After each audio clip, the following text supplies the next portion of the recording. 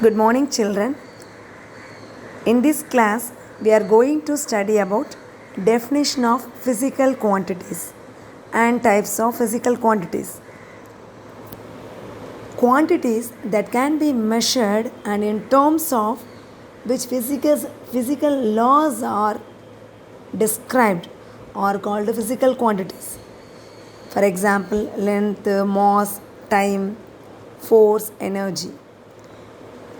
Then, types of physical quantities. There are two types of physical quantities. One is fundamental physical quantities.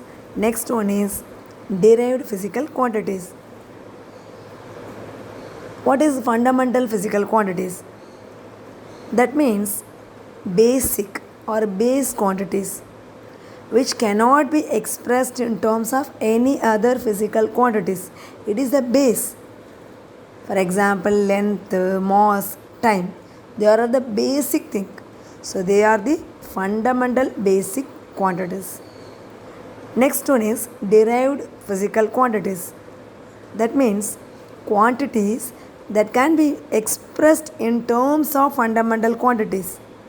So we can express in terms of other fundamental quantities. That is called derived quantities.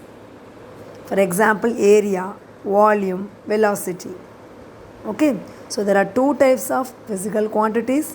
One is fundamental, another one is derived.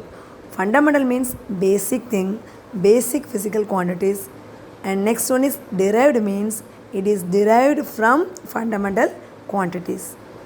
Okay, next one is unit. Definition of unit and its types. What is unit? An arbitrarily chosen standard of measurement of a quantity which is accepted internationally is called, which should be accepted internationally is called unit of the quantity. The process of measurement is nothing but a comparison. If you want to measure an object, we should compare this with a standard unit. That means, for example, if you want to measure, if you are measuring a length of the rod, the length of the rod is 10 meter. How we are telling the 10 meter? Already once, what is meter or what is the unit? That unit already we described. What is unit? That is a standard. So we are comparing this length with a standard thing. So that is called unit. Okay. The units in which fundamental quantities are measured, that is called fundamental units, and measurement of all other physical quantities which can be obtained by a suitable multiplication or division of powers of fundamental units is called derived units. So there are two types of units. One is fundamental units, another one is derived units.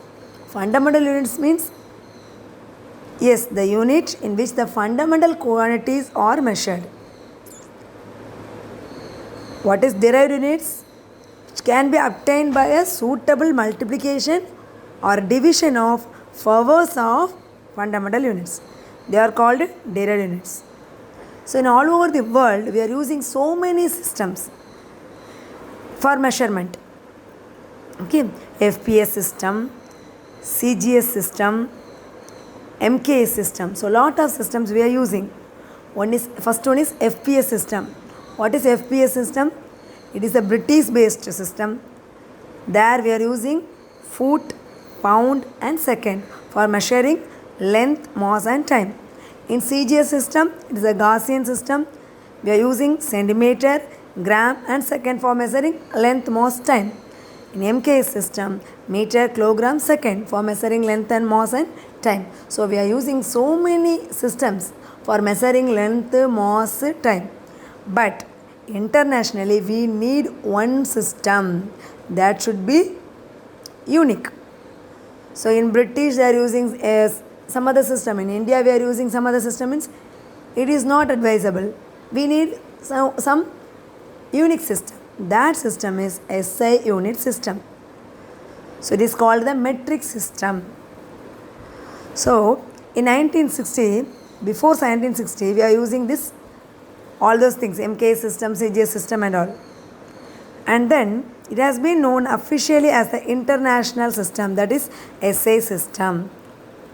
The SI system were developed and recommended by the General Conference on Weights and Measures in 1971 for international usage in scientific, technical, industrial and commercial work.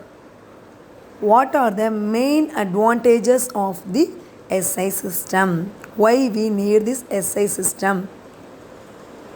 This system make use of only one unit for one physical quantity. All over the world, for one expressing one physical quantity, we are using only one unit. So it is unique.